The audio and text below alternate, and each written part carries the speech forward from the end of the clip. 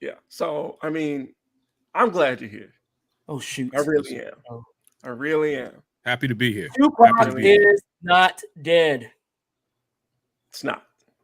Let's do this.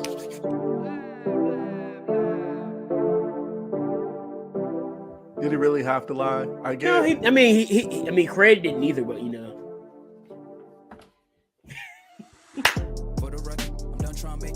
Oh my God!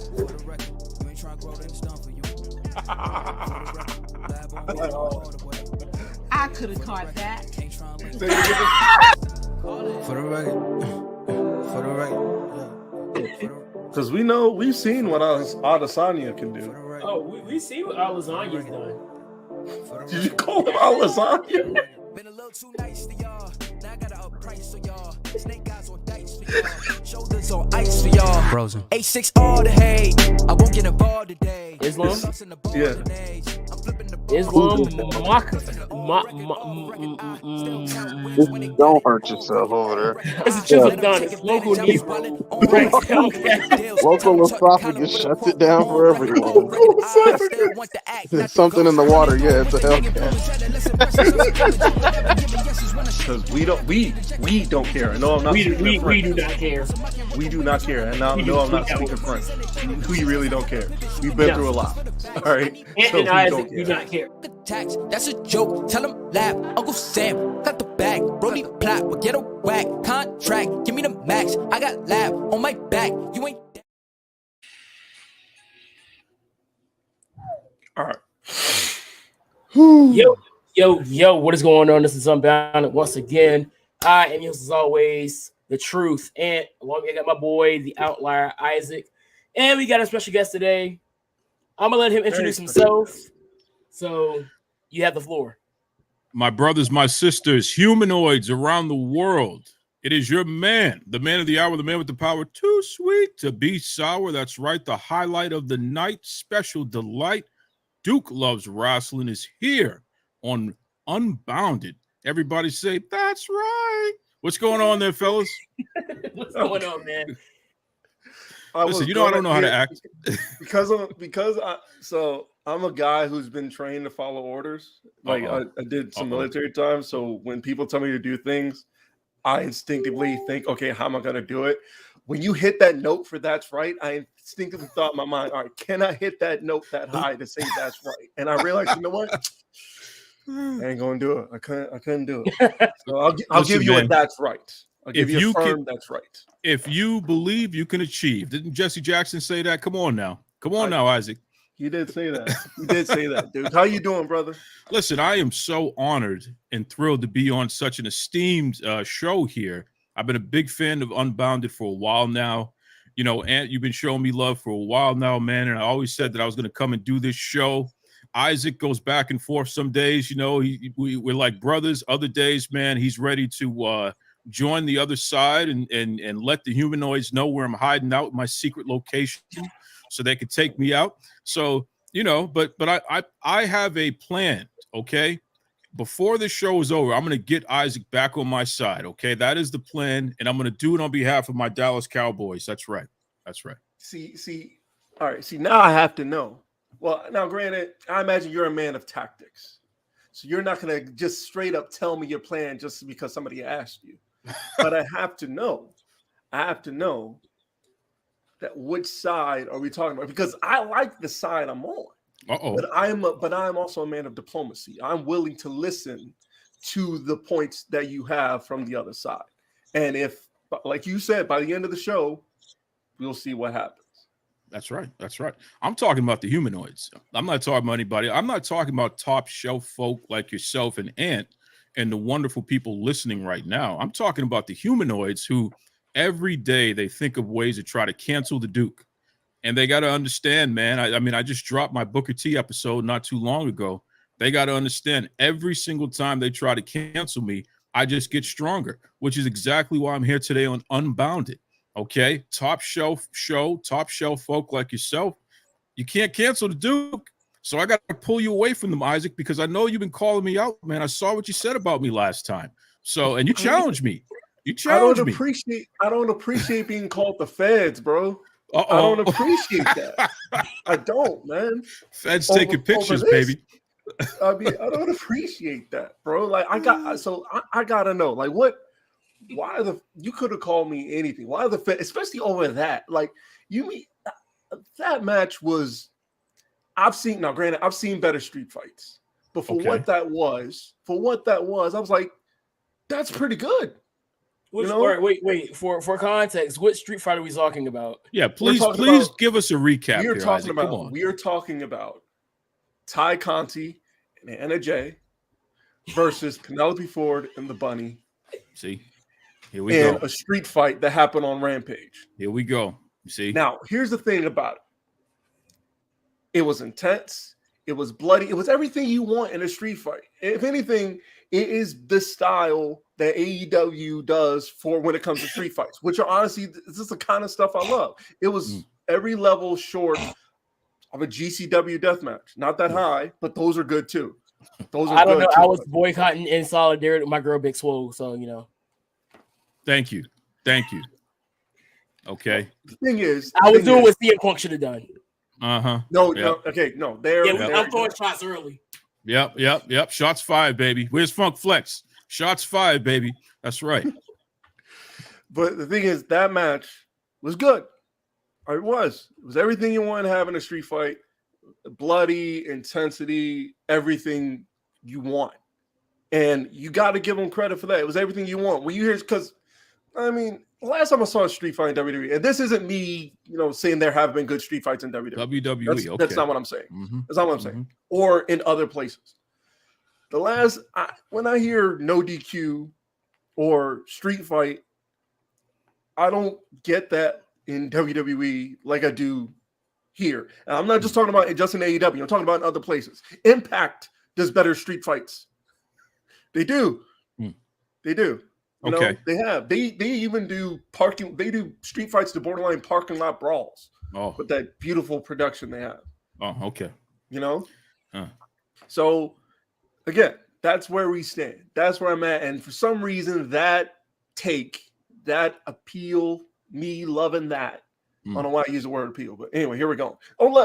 Hey, I'm not saying Roddy Piper versus Goldust was bad. I'm just saying, talking about now, like that was good. I'm saying that was good. Point is, that was good. And for some reason, you call me the Feds. Why'd you call me the Feds? Well, first and foremost, I just want to apologize to Ant. I am so sorry that, Isaac has inflicted this nonsense upon your ears. And I know that you guys are brothers. I know that you're trying to be nice and let the man enjoy what he enjoys. But at some point, we got to tell our brother the truth, because he clearly is, Dr. Umar, come save this man, because he clearly is just off the rails right now. And we need to have a prayer circle or something, because brother Isaac has he's not seeing the light. He's in the darkness right now. We got to help him out, man. We got to help him out. Why on God's green earth do you want to see women bleeding and carrying on your TV in 2022? I mean, brother, whatever happened to a wrestling match? Okay, this is the problem with AEW. First and foremost, they only feature one women's wrestling match per TV episode, and that's just their calling card, because Tony Khan clearly does not respect women athletes, even though he promoted the fact that he would. He does not. He doesn't pay them equally. They don't have health insurance like he said they were going to have. I mean, come on now. You know what I'm saying? An entire division, they only get one match per TV episode, so that's problem number one. If I may interject, I would also want to add the fact that our AEW Women's Champion has been champion for over a month and has probably seen 20 minutes of TV time. Well, and we could talk about that, because Thunder Rosa, legitimately, that's my sister. Okay, that's one of my close personal friends in the wrestling industry, and I can tell you, Tony Khan has been a very big disappointment for me. I'm not speaking on behalf of her, but for me, this man has been the most disrespectful person I've ever seen in wrestling with the way he's treated that division. So the fact that when he finally features them, he's going to put them in a street fight to bleed all over the place, to break their necks all over the place, for what? For a handshake and a hot dog, and maybe we'll see you on TV again in 8 weeks. When's the last time you saw the Bunny on TV since then? How many times? What's Anna Jay doing right now? What's Ty Conti doing right now? What is she, a manager? I thought she was a wrestler. I thought she was a badass fighter, right? So we could go down the list and take a look at this nonsense. But if we're just going to take that match and put it in a vacuum, I can just tell you I was embarrassed. I was ashamed it ever happened. And it's indicative of what's wrong with the booking from that quote-unquote booker of the year. And Isaac, for you to enjoy that type of stuff and find that entertaining, listen, brother, I'm here for you. Okay, we're gonna figure it out, man. We might have to sit you down and have an intervention and show you some Manami Toyota matches. You know what I'm saying? So you could actually see some good women's wrestling. We might have to, help you out a little bit, brother. The LPWA, we might have to take you back to the old school and show you real women's wrestling so you understand the error of your ways here. Here's the thing. Uh-oh. Because I'm a man of culture. Bear with me. I took some time. Shout out to our boy Donovan Anthony. Yeah, big shout out to the big homie who gave me some stuff. Shout out to Don. Shout out to Donovan. He gave me some names to look up when I first started doing this about 3 years ago. He gave me the name Akira Hokuto. Absolutely. The legend. So what I did, because when I hear new names of wrestlers, I like to see their body of work. So I looked up here Akira Hokuto. I found some magic, my friend. Some magic. One of my favorite things of magic that I found when I just solely off her Wikipedia, I just looked at her Wikipedia and I just looked at plenty of matches of the year. Plenty. One that stood out to me because I found it on YouTube. I can't find it on YouTube. I'm not going to bother looking anywhere else. I'm kidding. I look everywhere. I found her match versus Shinobu. I hope I get this right. Shinobu Ken. I want to make sure I get this right because no one fucked this up. Shinobu Kandori, I want to say her name was.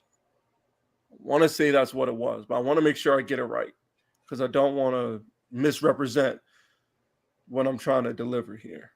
Okay. And since you talked Shinobu about Kandori, culture, there we go.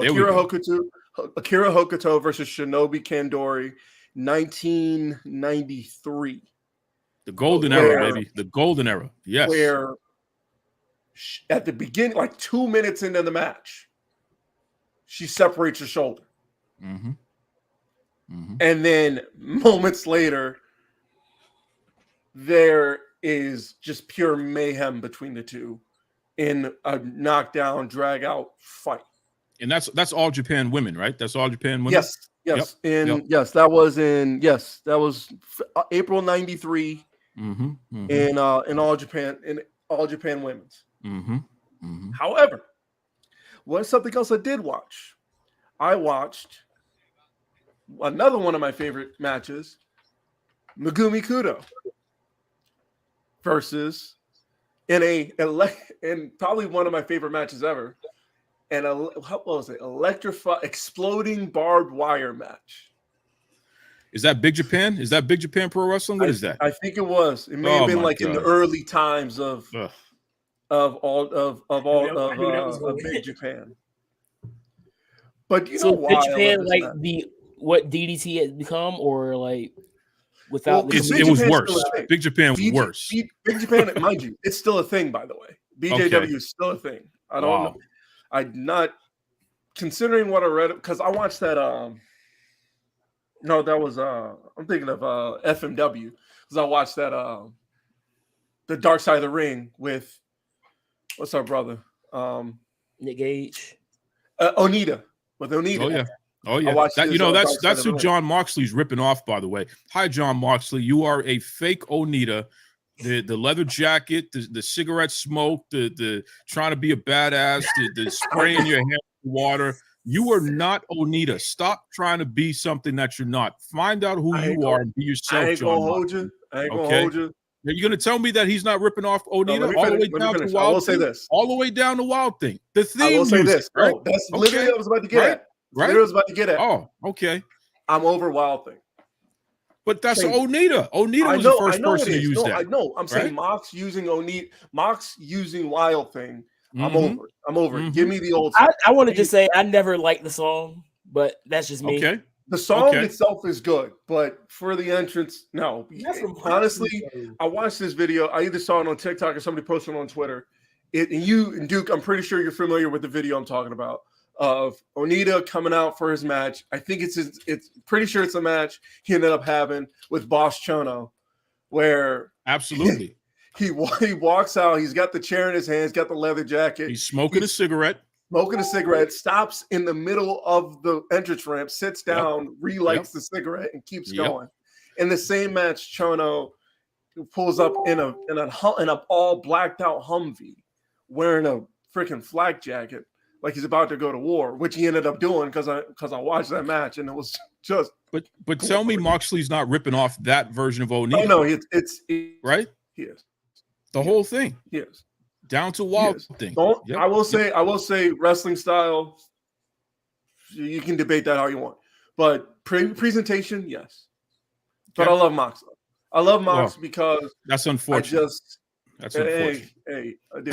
I was a Dean Ambrose guy, even though now I think Roman Reigns is out of all three of the guys. I do think Roman is the all-around top dog of the Shield. Even though I told you that in 2013, you didn't listen to me. Yes, Isaac's going to take his victory. I told him that. I told him of everybody in the Shield, Roman was going to break out, and he didn't listen. Yeah, but you got to remember, it took Roman longer to find who he is. Everybody else got to who they were a lot sooner. I know, but right? I said it's a pay. I turned it to the Philadelphia 76ers. Trust the process with Roman Reigns. But you got to understand something, though, Isaac. Folk like Ant and myself, we can't trust people who are not being their true selves. You know what I'm saying? If you're not being who you truly are, because Roman Reigns is a jerk. He's a handsome guy. He has the muscles. He has the long hair. He has the gorgeous wife. Plus, he could steal any chick in the room too. So that's not a guy that is a good guy. That's a guy who you kind of can't stand him, but you can't do nothing about it. So you got to deal with him. So when you see that swag that he has today, he's carrying who he really is. But was that really who he was in 2013? Of course not. Come on, man.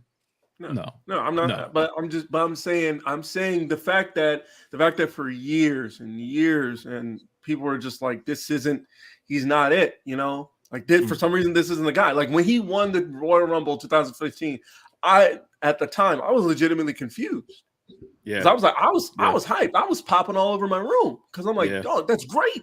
It's great. He's going to be at WrestleMania. And then I watch WrestleMania and I see Seth win the belt, which, you know, good for Seth. You know, that was a big pop. Great. It was great. But at the time, I was thinking, yo, can he do it? Can he beat Brock? And granted, he didn't, but still, you know. So all right. But listen, I know you didn't bring me on here to talk about old school Roman Reigns. Ant, where's the Tony Khan talk, Ant? You hiding it from me, Ant. You promised me we're going to talk about billionaire Tony.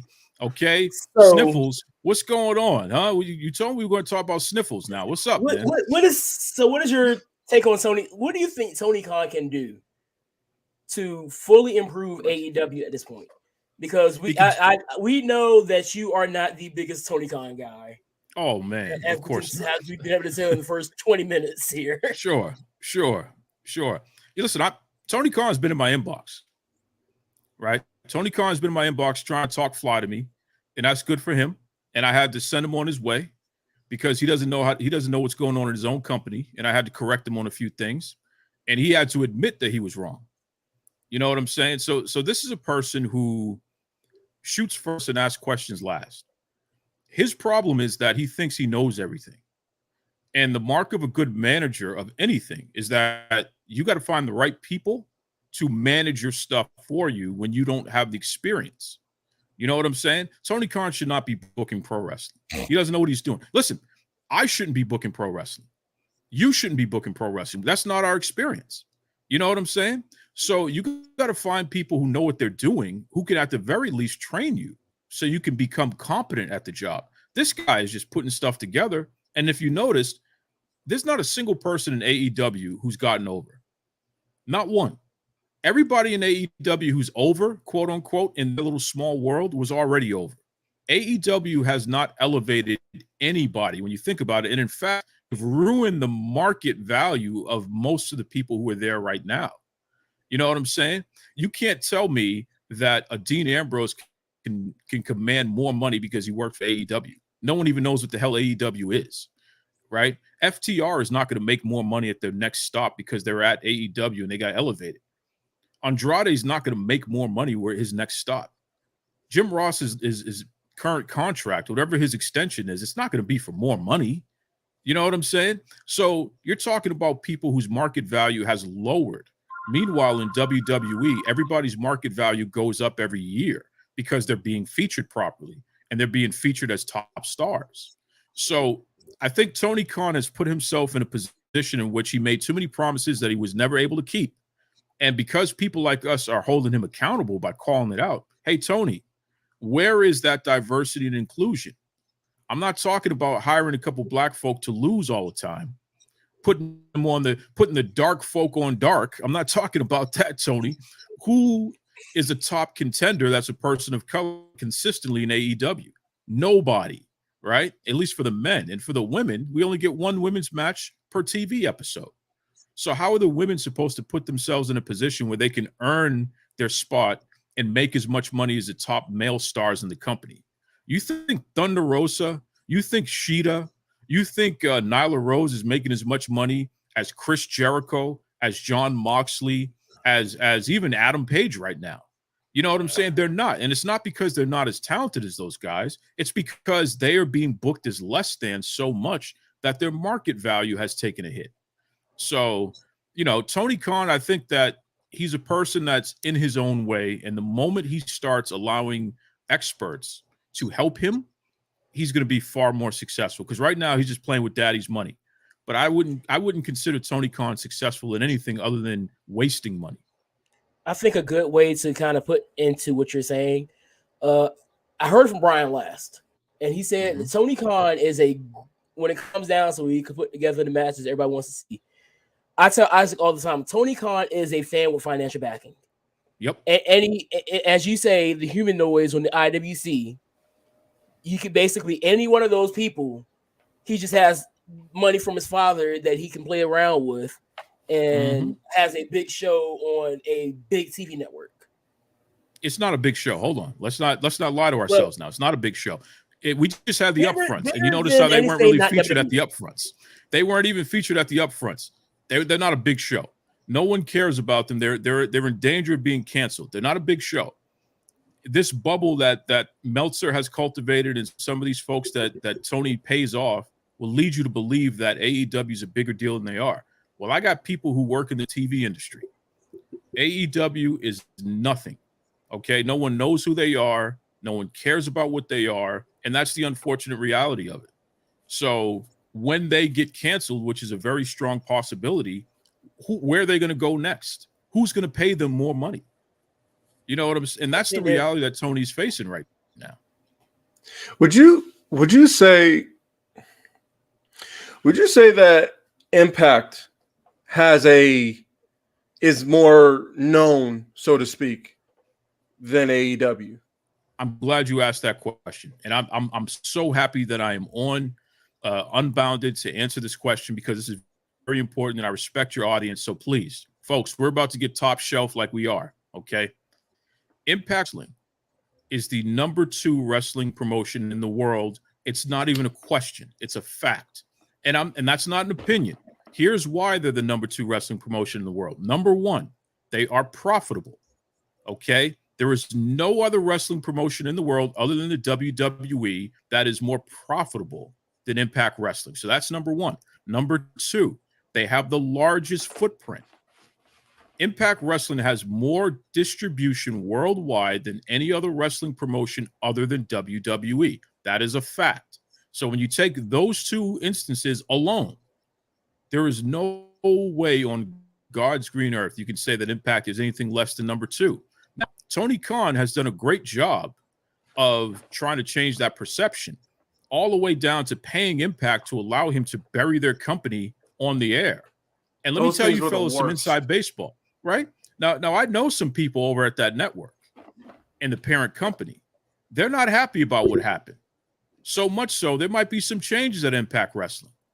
Spoiler. There might be some changes at Impact Wrestling in their leadership, because It's an inside job. And you guys know I've been saying it. You can Google, do an advanced search on Twitter to see what I've been saying about this. It's an inside job. They're trying to bury Impact on the inside, allowing Tony Khan and Kenny Omega to come and bury the company, but they got no get back. It never made sense, man. So it's clear that Tony Khan wants to be bigger than he is, but he doesn't know how to do it. You know, he's a moron. You spend $80 million on a video game when your company's not even profitable yet. How does that make sense? So you put yourself in a position where your company is not going to be profitable anytime soon, and you're dependent upon your next contract that has to be higher than your current contract just to try to get even. Well, guess what? They're not going to get even, fellas. This guy's been wasting money and has not learned how to flip the dollar and make money. And that's the reality of it. And we got to start talking in those honest terms, because the question then becomes, well, why are they not profitable outside of him wasting money? Because he never delivered on the diversity and inclusion, because he never delivered on the equality for women, because he lied to the fan base and turned most of us off, because he's appealing to angsty, angry white males. And that's it. You can't bring a fly chick to an AEW event. Hell no. You know what I'm saying? Jay Bougie, the independent wrestler, he brought a fly chick to the MLW event, and it was a whole movement. They took over Twitter last weekend, right? They got an Invictus show tonight where it's just a fly event. Fly chicks are going there. We talking OnlyFans models, like the real fly chicks and what have you. We talking people popping bottles, having a good time. It's a whole movement, right? You think you could do that in AEW? No. Look at the crowd.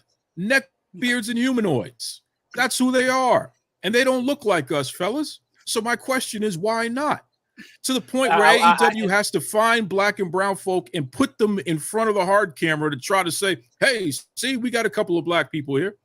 Come on, man. I can say, let's tell the truth. My experience that I've been, since the end of the pandemic, I've been to 2 AEW shows and 2 WWE shows, in which the last one I went to was just this past Monday at Raw.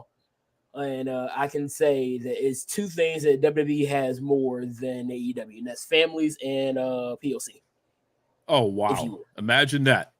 Imagine that. You know what I'm saying? But what else does WWE have? Diversity and inclusion, right? And I think the family environment does help as well, because I couldn't imagine myself being a parent and then having like a 7-year-old child, 8-year-old child, and us going to Charlotte for Fight for the Fallen for him to sit there and watch Nick Gage wrestle Chris Jericho the way we did when we went. Disgraceful. I'm just saying, as a family, for a family affair, would you take your child to that? All right, no family affair. Come on, Isaac. On, Isaac. Don't act like you can't tell the truth. No, what match was good? I gave you both ends. What match was good? Was the match good to me? What match? What match was good? What match? Okay, I say it all the time. The bank robber match. Should it have been in the main event? Should it have been the bank robber match? Absolutely not. Are you talking about the bank robber? Absolutely not.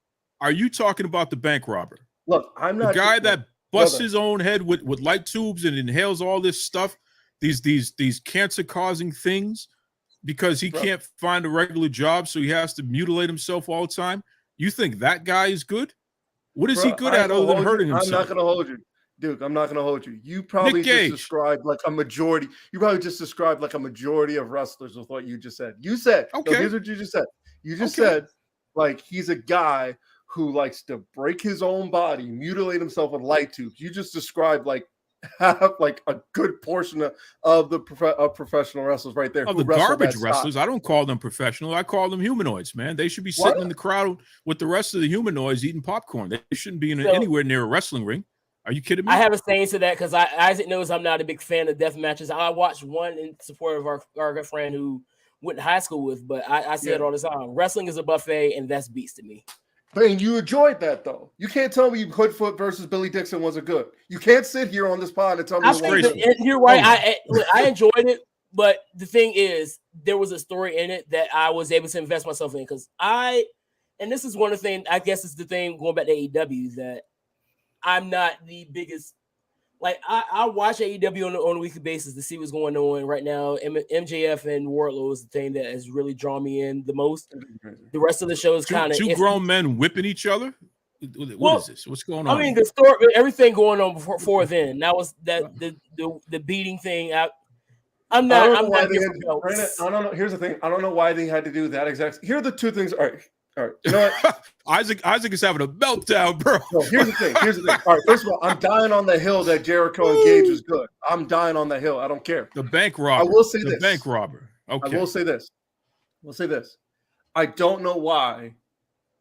They had to do that same stipulation again of him giving him 10 lashes. Like, come on. I didn't like what they did because MJF can't wrestle. Because MJF can't wrestle. That's why. And you know damn well Wardlow can't wrestle. That's why. Second, why are they doing a triple threat tag match for the tag titles? I saw through the table. He said it was like it comes off very lazy. It does, because I was thinking if what you could do is take a page out of a company that's been around longer and just do a number one contenders match between Ricky Starks, and this is what I suggest, Ricky Starks and Hobbs versus Swerve and Lee. And whoever wins, hey, you get the shot. You know, you ain't got to do the tag team casino battle royal, which is terrible. Just do Aztec Warfare or something like it. Actually, screw it. Just do Aztec Warfare because that was good. Yeah, but just do that. Tony can't have too many black folk doing anything that's good. He got to have somebody interrupt that. You know how that goes, man. Yeah, I know. You know how Tony is, man. The way he books, black folk we can't be great in that company. And if we are, then we're going to be told that we're not good enough, right? That's Tony Khan's MO so far. I'm only going by what the man's done. I'm not making it up. Hey, you're right. I'm not sitting here and deny. I'm not going to sit here and deny that. I'm not going to sit here and deny. I have no defense for that. What I do have defense for is like you were just saying. You know, I had a good time at Fight for the Fallen. I did. I thought, you know, at that every AEW show I've gone to, the one in Charlotte and the one that was here in Norfolk, I had a great time. I got to see Bryan Danielson wrestle, the greatest wrestler ever. I got to see him wrestle. Who did he wrestle? Evil Uno. You know, he is. Oh, you got to see him wrestle Evil Uno.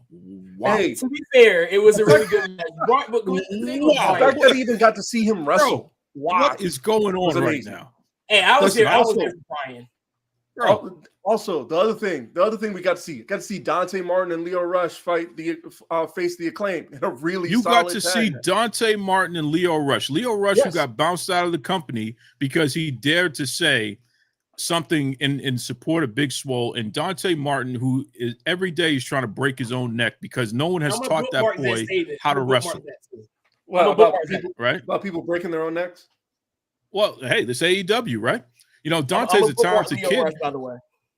Yeah, he's a talented kid. If he actually learned how to work a hold instead of flippy dippy peanut butter skippy all the time, like he doesn't understand that you know, life. He has a long life to live with his young self, and he's trying to make sure he doesn't get there with the way he wrestles. It's ridiculous. All right, so speaking of people not knowing how to work holds or how to sell for that matter, what do you think of Jade Cargill? I mean, I told her, you know, you're welcome, Jade Cargill. Let me start there. You're welcome. Okay. I like Jade Cargill. I think she's a star. I think she is an attention grabber.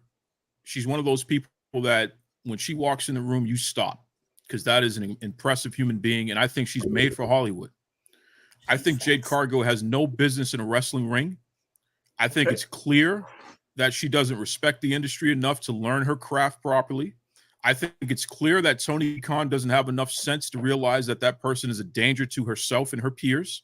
And she's already hurt a number of people with that crazy kick that she does because she doesn't know how to pull the kick, but she doesn't know how to pull the kick because she's not trained.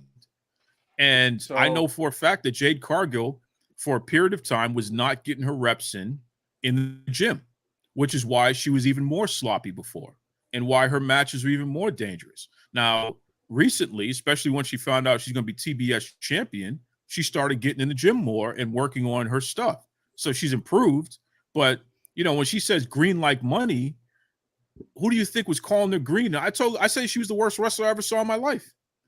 And I got a lot of heat for that, but I stand firm on it. At that point, she was the worst wrestler I ever saw in my life. But then I started paying more attention to Anna Jay. And I got to say, she might be the absolute worst in history. Anna Jay is an embarrassment to the wrestling industry. I see your Anna What's Jay, that? and I raised you a Luther. Luther? Yeah, Luther. You know, the Jericho's friend. I mean, he does the death match stuff. I mean, Luther knows what to do. He doesn't care. He's sloppy. But can you imagine a match between the two of them? I mean, Anna Jay is ridiculous. Anna Jay is ridiculous. I've never really sat down to really pay attention to watch an Anna Jay match, so I can't really speak on it. Bro, let me tell you something. That is a pretty young girl. Don't get me wrong there. But a wrestler? Hell no. That's an embarrassment. It's embarrassment. I'll tell you what was embarrassing to me was all right. So before this particular match, I wasn't like all one way or the other on Jade. You know, I agree with you what you said. When she walks into a room, absolute presence, incredible, no doubt, yeah. Absolutely incredible. I can't even. I got nothing on that. That is true. However, what put me in the direction that absolutely turned me off was her match with Marina Shafir. After that, Marina Shafir is not a good wrestler either. So we can be honest about that. I'm saying in the terms of like, now granted, I can say presentation, but presentation, I say it's a matter of perspective, but you're going to get what you're going to get with this company. You know what I mean? Yeah. You're going to get what you're going to get with AEW. And what I got was Marina Shafir being presented as an absolute killer. And somebody who, like, probably a couple weeks before this match, I watched absolute dominate in Bloodsport, which I love all of that. I want to see more of that. Well, what does that even mean? She dominated in Bloodsport. What does that even mean? You know what I mean? Come on, bro. I know. Look, fake MMA fighting. Come on, bro. She was terrible in MMA, which is why she had to quit. She came to pro wrestling. She never made it in NXT because she was terrible. She never actually learned her craft. And then they put her on TV in AEW, and she's been a disaster. She might be worse than Jade. What's that? She was better than Jessamine. I give her that. Yeah, that's a good point. That's a good. Jessamine was worse. But it's like, bro, fake MMA fighting. Like, what are we talking about? And I do want to get to something else because this is the big elephant in the room of the week. So I want to get to that as well.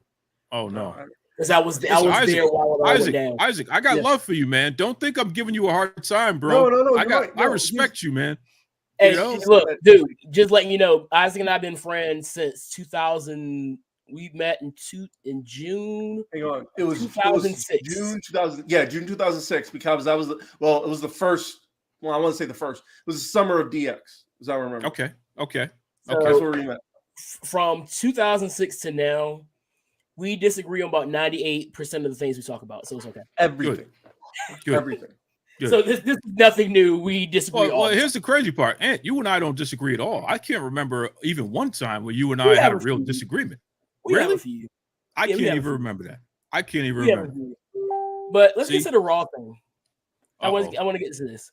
So, oh boy, I was at Raw. Isaac was not. I was at Raw, and we were supposed to have a 6-pack challenge at as the main event. It was supposed to be Asuka, Becky, Nikki, Ash, Doudrop, Sasha, and Naomi. As we know now, Naomi and Sasha Banks pretty much dipped out the arena and left due to some creative issues. Based on everything you've seen, and I'm still a bit confused on some of the things that have been said, because again, a lot of the people that have been saying it, I don't know because they blocked me. As you like to call him, Paywall Jesus. Oh yeah, Paywall Jesus. Shout out to Paywall Jesus. You know, that's my man right there. Paywall Jesus. Listen, Paywall Jesus and I have had a conversation, and we've agreed to put our arms down. You know, we're in peace talks. So that's why you don't see him saying nothing about me. I don't say anything about him. He got upset because I dubbed him Paywall Jesus, but it's like, bro, I'm calling you Jesus. What's wrong with that? You know what I'm saying? It's like I don't know what the problem is here.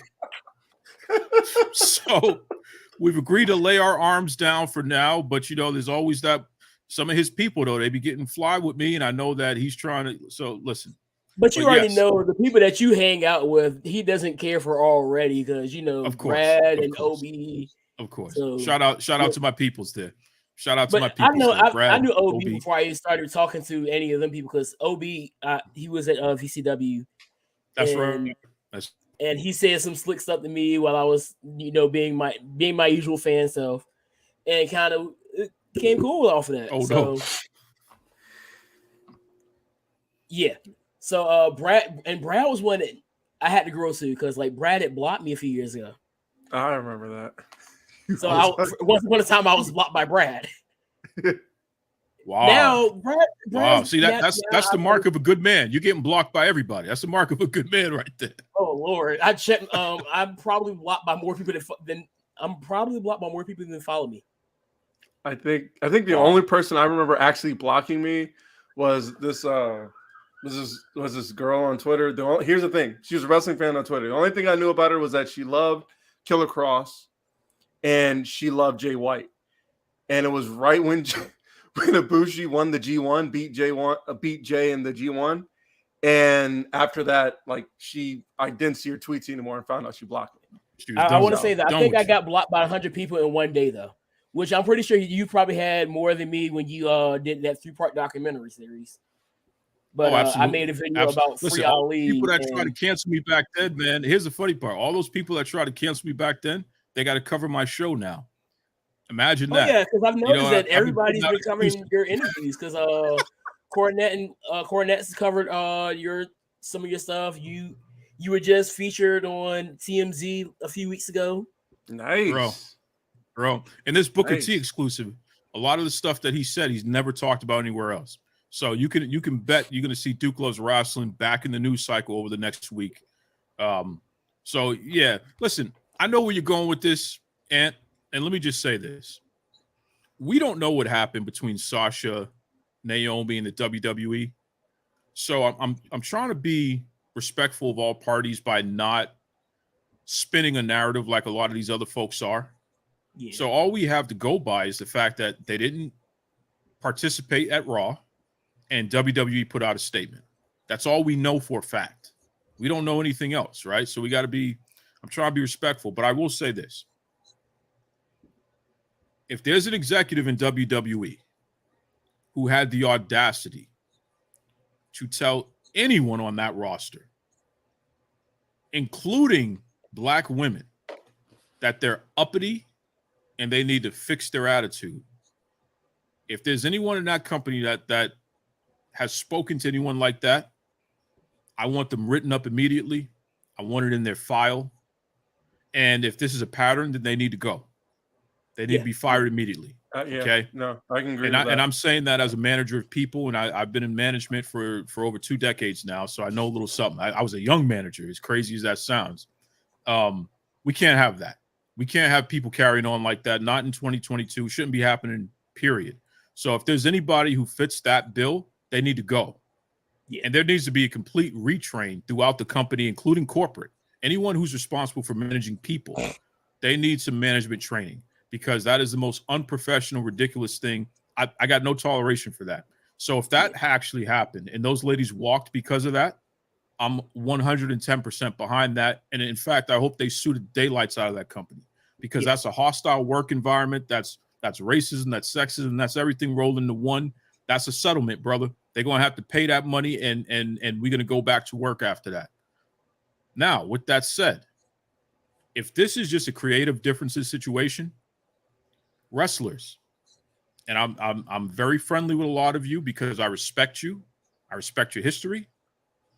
And because of that, that's why y'all come on my show, and I appreciate that. But let me just tell you, man, you get paid to portray a fictional character. The company owns that character. They pay you to portray the character the way that they tell you to, not the way that you want to. if the issue here, and we've seen it before with other people, Stone Cold Steve Austin, CM Punk, we've seen it with other people. Neville. John Moxley, although he just let his contract expire, at least he did business the right way. If your issue is that you don't like the fact that they're putting you in the main event where you're working with the world champion, as opposed to some useless tag team feud or whatever the hell you're doing there that doesn't make the company much money, I'm sorry. That's irresponsible, and you're not being a professional. And I don't give a damn who you are, wrestler A, B, or C. You get paid to portray a character. It's fictional. It's not your real person. You don't even own it.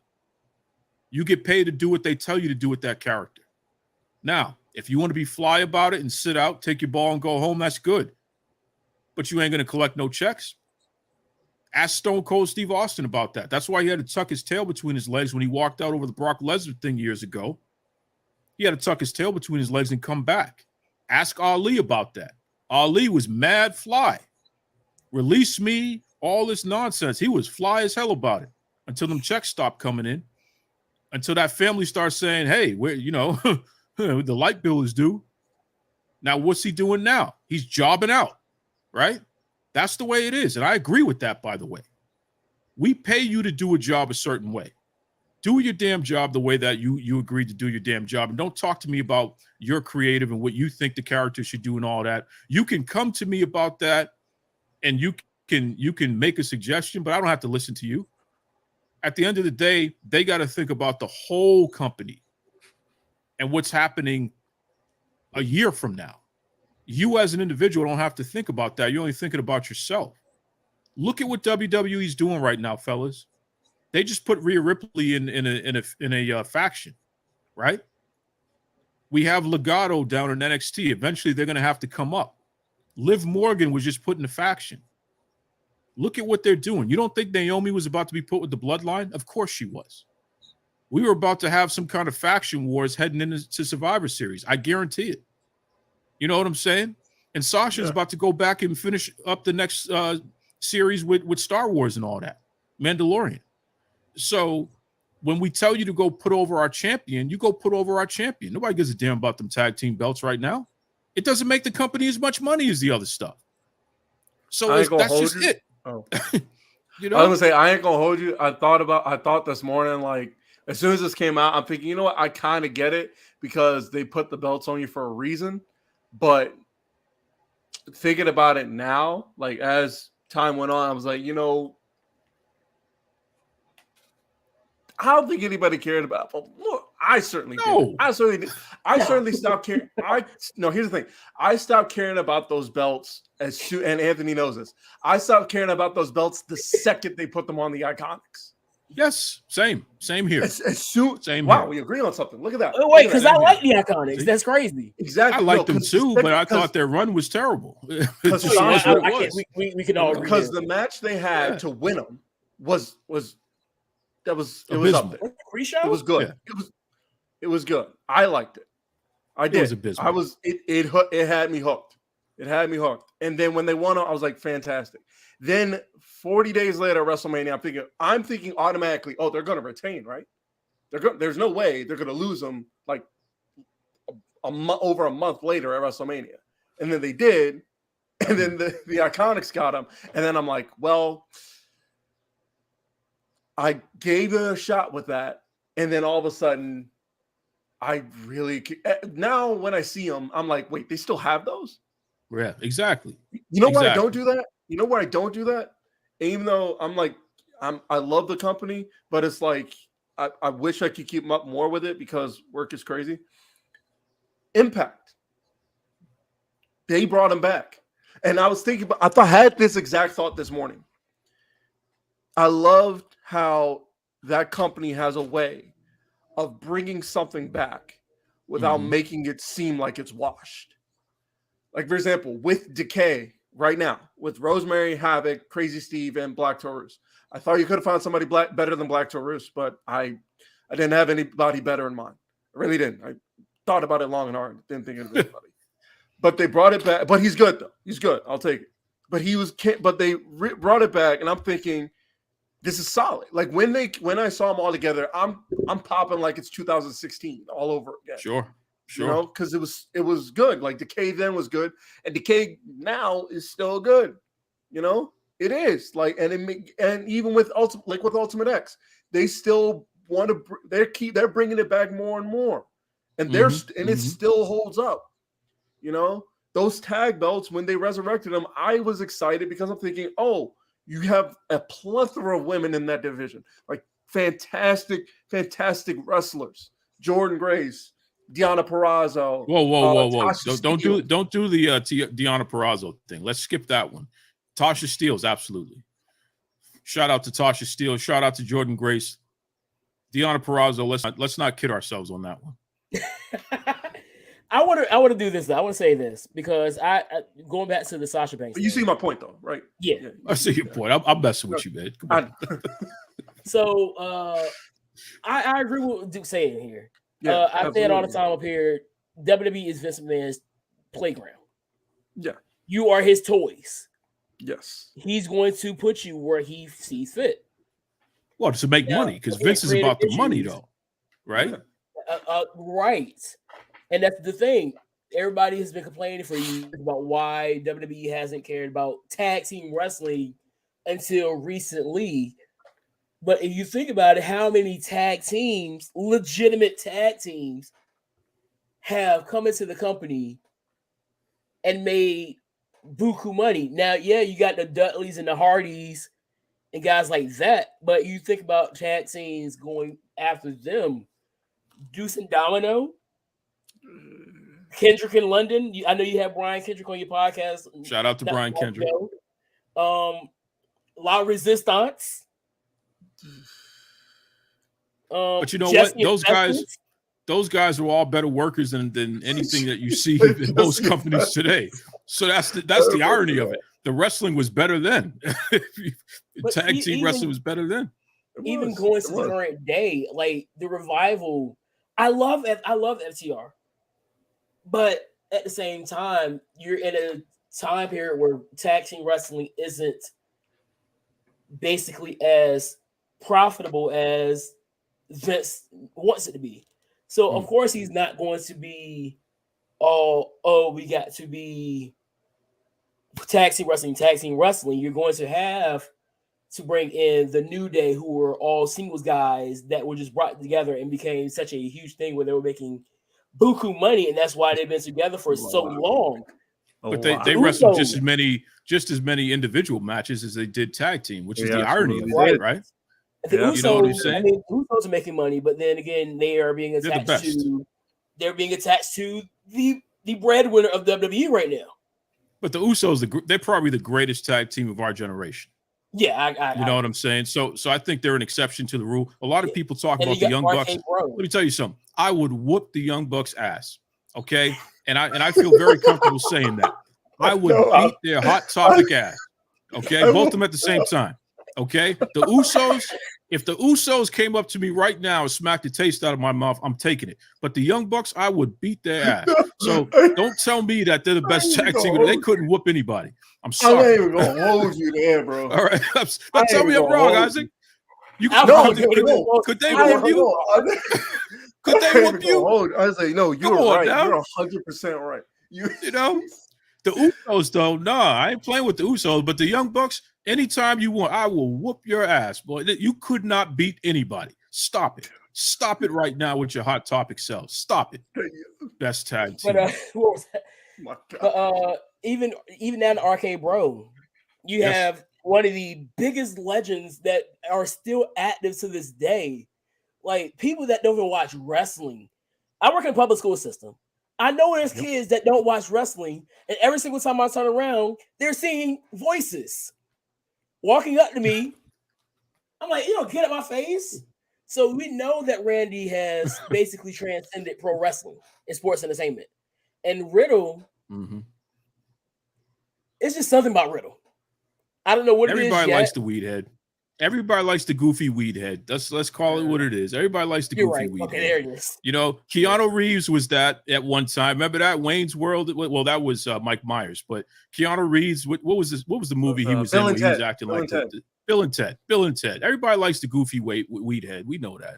You know, And I don't know about your age, but Isaac probably remembers the Amanda Show. And one of my favorite skits in the Amanda Show was Tony Kyle.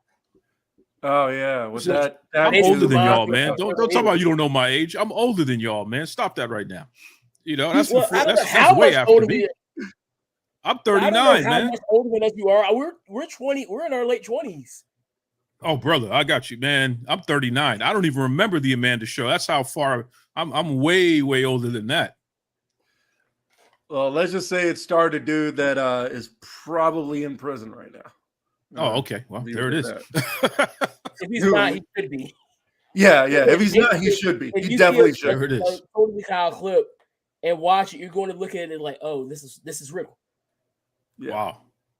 Pretty much. Because he just says stuff and it just makes no sense, but it's hilarious at the same time. Yes. And that's what I get from Riddle. He talks about bro nuts and I guess I got to give credit to WWE because they are making so many weed references without saying weed. Yep. And people love it.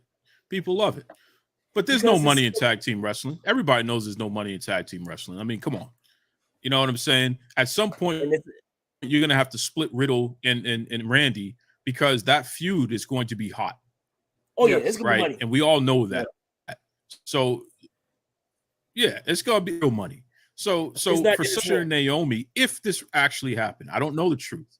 If it actually happened where it's a creative issue, then you know what? I think the company is right. Suspend them. People need to start acting like adults, man. You signed the contract, honor the contract, stop playing games. That's my take on that. If that part is true. If the executive talking crazy is true, sue everybody. Sue everybody, sisters. Get your money. But here's my biggest issue with this whole thing. The virtue signaling. So I told you I was going to bookmark Leo Rush. And now I'm going to take that bookmark out. We're going to get back to it. So Clinton made a good point, and I'm not going to get to the reason why he doesn't like CM Punk because I'm not political in this atmosphere. But I have a reason why I don't care for CM Punk. So CM Punk was quick to go out there and show his support for Sasha Banks and Naomi. I quote tweeted his tweet saying, "Where was this energy on New Year's Eve?" Didn't he block you for that? No, actually, CM Punk has yet to block me. Surprisingly. Okay. Surprisingly, because I'm pretty sure it's going to happen since it's coming. I've been blocked by JP. I've been blocked by. I'm surprised I haven't got blocked by Meltzer yet. But I'm working my way up to some of the bigger names of being blocked. Like Vito blocked me on Facebook a few years ago. Who? Vito Loves Rasslin. Oh, that's one of my close friends, man. What did Vito block you for? Because one of his friends talked spicy to me, and I posted a GIF of Nick Young. Like, what are you talking about? And he got him. I was like, but wait, I'm just sitting here defending myself after being attacked by somebody. Why am I in the wrong here? I'm gonna talk to Vito. I'm gonna get you unblocked, man. Don't worry. I got you. I'm not blocked on Twitter. I think I should follow him on Twitter. That's my man. Vito's a good dude. I don't typically take it to heart. I'm not the grudge type person. Like the fact that Sap blocked me is kind of hilarious because I'm like, first of all, why am I blocked again? It's because I follow OB and Brad. Because that's the only thing I can think of. You probably made too much sense, man. That could have been it. You probably said something that really was like, you know what? My only interactions with Sap on this app has been where Sap has literally replied to my tweets where I didn't mention him. Yeah. I didn't add him, I should say. Because I was listening to he had a conversation with EC3. And I basically said, SRS says he doesn't block people. Didn't add him or anything. 30 minutes later, I get a reply saying that was sarcasm from Sap.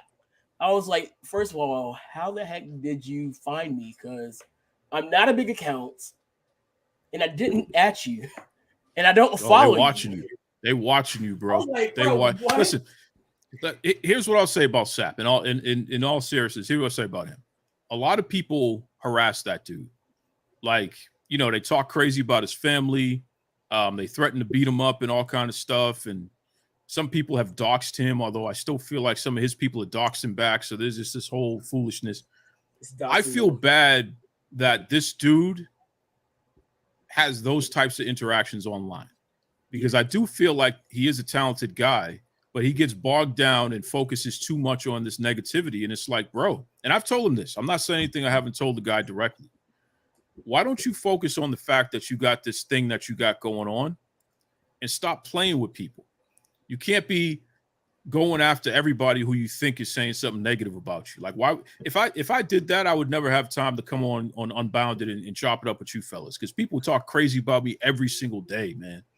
You know what I'm saying? And they got you blocked. Everybody's blocking you, so they talking crazy about you all the time too. They're blocking you so you can't see them talk crazy about you. You know what I'm saying? So I think Sap needs to accept the fact that people are going to critique his work, and that's okay, because his work does deserve to be critiqued just like ours. Yeah. But you can't fight everybody, and you shouldn't try to fight everybody. That's just silly. You know what I'm saying? So it's unfortunate, man. And I think he needs to unblock you, because you and him probably would get along more than the other way. And Isaac is already good friends with him. You just don't know this. Isaac is the one feeding him everything that you say about him. Sir. Notice how Isaac, he ain't saying nothing about Sap. That lets me know Isaac is the feds, bro. Isaac is the feds taking pictures. I'm telling you right now, bro. I'm telling you right now. Fans watching. You know what I'm saying? Feds taking pictures. He's screenshotting everything you say, Ant, and sending it to Sap. Oh, he said. I'll have you know, I'm trying to figure out how to change my Twitter so nobody else will accuse me of falsehoods like I'm being accused right now. Unbelievable. Yeah. Why would you think that? Secret agent man. That's what we call you, bro. I know what's going on here. Okay. Why would I? What do I have to gain from doing that? I'm trying to figure it out. You're trying to suppress. Will you figure it out? You let me know. All right. You're trying to suppress the movement. DM me here. When you figure it out, DM me, because I already followed you on Twitter. So So DM me when you figure it out. I'll be waiting. You're trying to suppress the movement that Ant is the leader of, bro. Ant is trying to bring us together and trying to get rid of this nasty fake wrestling news media. And you trying to suppress the movement, bro. That's what's going down. There is no one here. I assure you, there is no one like in this community who probably cares less about ratings, about media, about all that than this guy. Yes, sir. I care. The one thing I care about, especially when it comes to this, is deathmatch wrestling that I love. Yeah, is like when people talk about the ratings, I'm like, what are you talking about? Seriously, like, no, I ain't gonna hold you. I do more ratings than he does. Who is doing that? Who's doing that every week? Alvarez. Every week when Alvarez was posting about during the Wednesday Night War that everybody kept calling. Every time he posted that, I'm like, I call it the Wednesday Night Cat. Who cares? I don't care. I didn't care how many people were watching NXT or AEW. Granted, most of the time I was watching AEW, still, like, think about this, Isaac. Think about this, Isaac. All those ratings that they talk about that AEW is delivering, the key demo. How'd that work out with the upfronts? How come Warner Discovery is not promoting them in any kind of prominent way? They got the key demo though, right? They're delivering on all this. That's right. Please wait. That's what I'm being told. As somebody who doesn't know, that's what I'm being told. I'm being told they have the key demo. And do I know for sure? I don't, because again, like I just said, I could care less. If the in-ring is good, but if the parent company ain't featuring you, in front of the advertisers and bigging you up like they're doing the NBA, the NHL, like they're doing the shows that they care about, like they did for John Cena and the Peacemaker. Golf sometimes, right? Like if the Masters are stuff around. They had Shaq, they had Grant Hill, Wayne Gretzky. But they didn't. But listen, they put Jade Cargill on the graphic. Now, let me ask y'all fellas a question. No, I thought it was. This is a serious question. Excuse me. They put Red Velvet. Let me ask you a question. Did somebody make a mistake and put the wrong black woman on the advertisement because they don't know the product? Because I would have thought it would have been Jade. Well, I want to say that they put who they assume they think is the star. But what does that tell you? What does It that tells tell you? It tells me what you just said. They don't know. So when where are those ratings? When NBCU did the upfronts, who did they have at the front of theirs? They had Roman Reigns, didn't they? Well, no, Fox had Roman Reigns. Fox had Roman, which is the clear and cut top guy. Yeah. NBC had Bianca Belair. Bianca Belair was with NBC. And I think I did see. Yeah, I did see that for her. Bianca was with them. Yeah. So what does that tell you? Now, meanwhile, where's AEW at? So what ratings? What key demo? What key demo matters when you can't even be at the upfronts being promoted properly? Come on, man. Which was the thing, because like people were made a good point about it. It was like they had all these other stars there, and AEW has so much talent on their roster, so many names on their roster to where they could have had Kenny Omega, who's not even active right now. He's not a star. Jade Cargill. I don't think did Jade have a match tonight? No, she didn't have a match. No, she did. And she wasn't. Velvet was she featured on TV last night? What was that? She was. She had a segment with Tony in the back. So she had a segment in the back where they could have done a video. That was more important than the upfronts. That was more important than getting advertising dollars. Think about that, fellas. That was more important. An interview with Tony was more important. Come on, man. Because even Bianca, she was at the upfronts and then was in Norfolk on Monday night. Imagine that. It's called a private jet. That's what it's called. A private jet. Tony, listen, right Shad Khan with his fancy mustache, he got the money. He could have had the private jet. You know what I'm saying? Stop the pigeon. Stop the pigeon. Come on. You know that. You remember that? Dick Dastardly. Remember that? Remember that cartoon? I think that's a Hanna-Barbera. But I do. Listen, brother, I'm going to send it to you. He is a cartoon character with that mustache. He got the private jet with them billions of dollars. He could have sent that joint. With the football team and the football club. Both football clubs. Both football clubs that he owns. Because he owns and they both were trash, I should say. They are trash. Right? Fulham FC, last time I saw Fulham FC won some league title to they dropped down the league. Oh, I know. Come on, bro. Mind you, here in my defense, that tweet I saw that said they won some league title was like weeks ago. That's like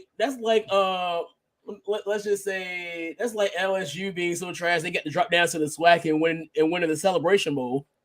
Nice. Wow. Nice. Wow. It's a win though. Well done. And then you got the Jaguars, who just had 2 straight number 1 picks, and we're going to see how that goes with the quite questionable number 1 pick they picked when they had Aiden sitting right there in their face. But who knows? Aiden could probably be a flop, and whatever his name is from Hey yo, I don't mean to cut you off, but Damo is on AEW right now. Who? Damo.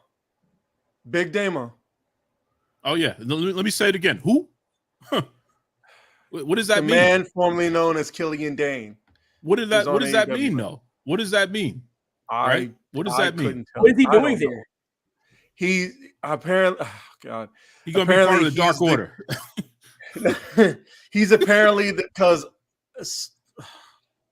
Sean Spears was advertised to face a giant in prepreration for his steel cage match with Wardlow on Wednesday. So the giant they got was Damo. They're gonna have him beat Damo. I'm just reporting what I'm seeing. I like them better as Ty Dillinger. So Tony couldn't just use who they already have. He has to keep bringing people in, right? I mean, he had Bear Bronson right there. I'm got just Paul White. reporting what I'm seeing. Just reporting what I'm seeing. Do I care for this necessarily? Absolutely not. I really don't. I'm actually kind of with Ann on this one. I'm with Ann on this one.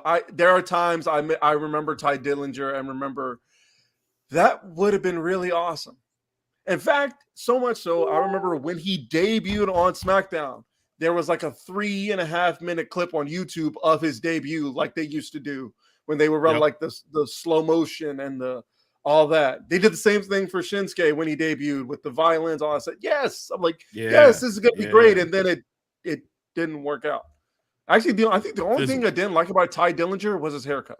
The way he had that stupid ass fucking bun. That dude. You know what I don't like about you know what I don't like about Ty Dillinger? He jumped online and put his nose in women's business. Disrespected the whole roster in the WWE because he was quote unquote sticking up for his girlfriend. Here's an idea. Stop it. Come on, bro. Let that woman fight her own battles. You know what I'm saying? It's like, so he's a weirdo. He's a weirdo. Yeah. I don't know about this guy, you know. But listen, fellas, I got to get ready for the Invictus show. I'm sorry, man. I didn't know that we were going to run overtime here, but I had to come in because my man Isaac called me out, and you know, I had to show up. I wanted to be on the show anyway. It's unfortunate I had to be called out to be on the show. I actually like this show a lot. I mean, you know what I'm saying? You shouldn't have called me the feds, bro. Listen, you shouldn't have called me the feds. So, you just admitted that to your military service, and thank you for your military service, by the way. I really appreciate that. I know you're special forces. I know that you're John Wick. So I'm going to be very careful what I say to you. I don't want any problems, bro. I apologize. Okay. We good. We're good, bro. We're good. You heard the way he said that, right, Ant? Oh, we good. He just downloaded my location right now. As soon as I hang up, he about to shut me down. But I did want to plug my peoples strictly for the culture. Okay. Whoa. Strictly for the culture. Yeah. Shout out to them. Good brothers out there in Canada doing some positive things, man. I had to show love to them. That's why I wore the hoodie, even though it's like 75 degrees in here right now, man. But it's all good. And listen, folks, I'm from Boston, Dallas Cowboys hat. So that tells you kind of every day. It's all good. Wait, aren't you here? So apparently we learned this before. Are you also a Heat fan? Miami Heat, man. I've been a Miami Heat fan since the killer crossover, brother. Timmy Hardaway. Come on now. Wow. Come on now. Because I was saying we were hoping you weren't a Celtics fan because I just got done. I did two things. I watched two pieces of media. I watched Winning Time, The Rise of the Lakers Dynasty, which was good. I don't care what anybody says. I thought it was good. And then I watched the 30 for 30 about the Lakers and Celtics. And if there's one thing both of those things made me do is made me hate the Boston Celtics. So I don't even watch that much pro basketball, but there's one thing in pro basketball I hate now. It's probably the Boston Celtics. Fair. I hate the Boston Celtics. I love my city. I love my city, but I don't root for any of the pro sports teams. That's just not me, man. I grew up here, so I know how racist this city is, and I know that the people who were doing things that were the most racist, including people I had to fight growing up, they always wore the team colors. They always wore the local colors. So the real reason why I don't root for the sports teams locally, and I root for their rivals most of the time, is because of that. It goes back that deep. See, a lot of folk don't realize, man, I'm not a guy that plays games when it comes to supporting my folk. I love being black. I'm a black man. I respect everybody, but I'm a black man first and foremost. You know what I'm saying? That's how I was raised, and that's how I'm always going to be. And I wear that on my sleeves, man, and I'm not afraid to let the world know. I shout it out every day.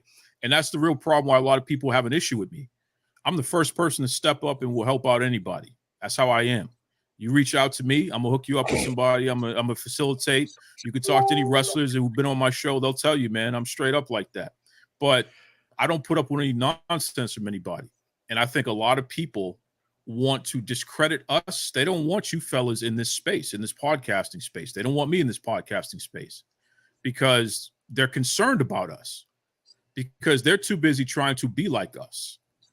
They don't want the authentic thing out there. You know what I'm saying? And so when you see certain people trying to talk down on you or trying to discredit you, it's because they don't want y'all to take a piece of the pie, bro.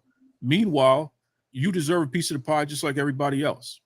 You know what I'm saying? So for everybody listening out there right now, it's all love. It's all fun and games to a certain degree, but understand something. I'm a black man first and foremost, and that's why they can take shots all they want. I'm still here, baby, and I still grow further along, and that's always, I make sure I big up my peoples too. You know what I'm saying? Like these two fellas right here, because at the end of the day, nobody is more important than us, and we're no more important than anybody else. So if that's the case, you're going to give us our respect. That's right. Absolutely. Absolutely. Well said. Well said, brother. Well said. Dude. Well said, man. Listen, Thank you, fellas. And like I told you, Isaac, I was going to get you on my side in the end, man. Oh, yeah. Well, I will say this. I will make it official. You have convinced me. You have convinced me. I've seen the light to an extent to where that maybe I've put too much, I don't want to say faith, but too much. I'm trying to think of the word, but too much. Put it this way, too much into AEW. Maybe I need to dial it down a bit. Russell Cringe got suspended. Oh, wait, what? Russell Cringe got suspended. Oh no, Russell Cringe.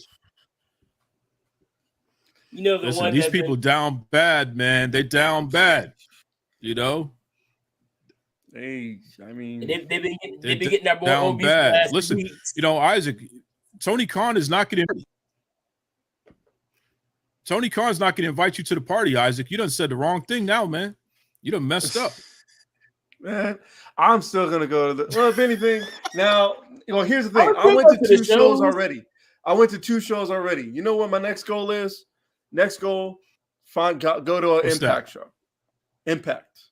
I already did WWE. Okay. I did WWE. I did AEW. Now I need to do Impact, and then I need New Japan show.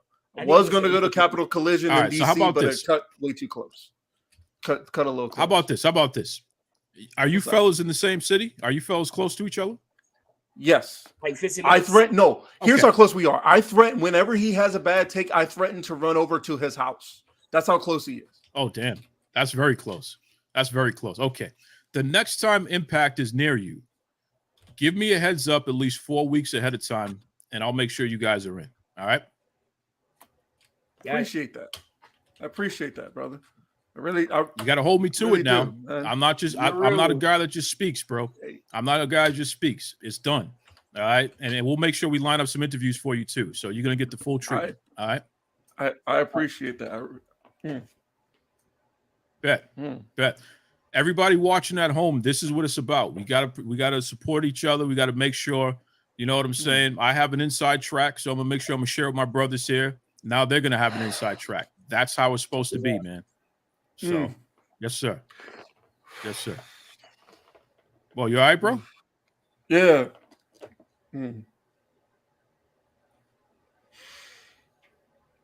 Sorry. I mean, I've been trying. Like, all right. So here's something most of y'all don't know about me. I'm a huge fan of. I don't mean to like this go long. Be short. No, you. I'm a huge fan of Rosemary. So I had the pleasure and privilege of meeting her at WrestleCon, and it was the best day ever. I met her and Allie at WrestleCon. So since that day, that was in 2019. Since that day, I've been trying to plot, plan, strategize, and mobilize, in the words of Killer Mike, to get to an Impact show just so I could see her again. Just see her. Maybe if the stars align, maybe I get another picture with her. But I've been trying to organize that again. And with you saying what you just said, that made that, and I thought it was impossible. Like I'm thinking, I'm gonna have to wait till WrestleCon. We got that. I'm thinking I'll have to wait till WrestleCon next year when it's in LA because I didn't want to go to Texas for obvious reasons. But I'm thinking I gotta wait till it's in LA. But to think that that might be, I could do that before then, is very. I'm appreciative. I'm very, very grateful to you right now, my brother. Very fellas, grateful. we're going to talk offline about it, but it's done. Like it's not a possibility. It's a done deal. So don't worry. That's straight. Appreciate that. We got that. Now, here's the flip side though. Y'all got to do a whole Impact special after that. Oh yeah. Oh no, I've been trying to get him to do all things Impact for months, for years. Look, he will go in on me because I don't watch as often. Like I'll keep up with things going on in Impact and everything like that. We've actually tried to do a watch along. What was it? Slammiversary 2000. It was Slammiversary 2019. Killer Cross was still there, by the way, during this time. So that's when I pulled up at his house, but I had to leave because I had to go make some moves. But yeah, that's nothing. We could do that easily. Easy. All right, well, and you got to be caught up, man, by the time y'all get to the show, though, because I don't want you to be like, "Who's that? Who's that?" Like, come on now. Because I saw Isaac. I can't even think of her name right now, but she's with Savannah Evans. Savannah Evans actually coming to the independent show, to our local independent wrestling show in the summer. Word. Along with Brian Pillman Jr. Word. Okay. Yeah, she's cool, man. I like her a lot, man. And you know what? She's dedicated. You see the way she's getting herself in extra shape, bro? Yeah. She's hungry, bro. She's going to be a star. She's already a star. She's going to be a bigger star. I like Savannah Evans a lot. Wait to see her. Yes, sir. All right, fellas. Listen, I appreciate you. Thank you once again for having me on Unbounded. Yes, sir. And we'll chop it up offline. But for everybody out there, be safe. Check out the Invictus Pro Wrestling event. Please, it starts at 8 p.m. Eastern Standard Time, IWTV. Jay Bougie. If y'all folks don't know who, I got to get him on this show. Jay Bougie is the hottest independent star right now. Self-promotion like crazy. He has a fly chick with him, too, named Shayla. Man, she got a social media you wouldn't believe. The two of them together, they're going to be the next big thing. So everybody listening right now, Jay Bougie is his name. If you go into my page, you see me always talking about him. He'll be on this show sometime soon, though. I'm going to make sure of that, too. But God bless. You fellas be safe, all right? You too, brother. You too. Peace out. Ooh, that was fun. Yeah, that was. Was there anything else that we need to talk about before we dip out? Slammiversary 2022 this year is main event. They said it's Josh and Eric Young for the Josh Alexander, Eric Young for the Impact World Title. I saw obviously Ace Austin and Speedball Mike Bailey and I think Trey Miguel. I may have to look that up, but they're having another Ultimate X at Slammiversary. So it's a lot. I'm about to see about Invictus. I've heard of it. I've seen it a bit on Twitter. It's kind of like Terminus, but I think on different terms.